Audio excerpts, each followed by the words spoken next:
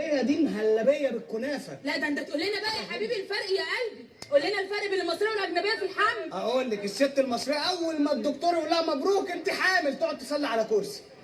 اول حاجه تقعد تصلي على كرسي وقاعده على الكرسي. انما الاجنبيه ما بتصليش، ما تعرفش ربنا اصلا.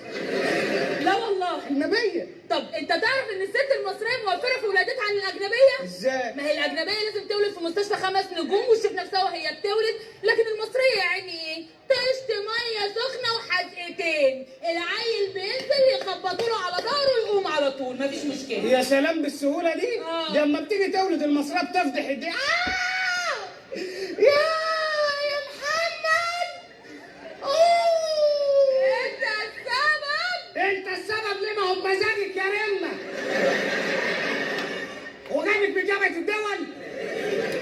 تمام. وتقعد تصوت وتفضح الدنيا. انما الاجنبيه الاجنبيه دي سيمفونيه خارجه من بقها. سيمفونيه بتولد وقاعده كده. اويه اويه اويه مايكل جوني. اويه دكتور. اي مش عارفه ابو الواد مين، مايكل ولا جوني ولا الدكتور؟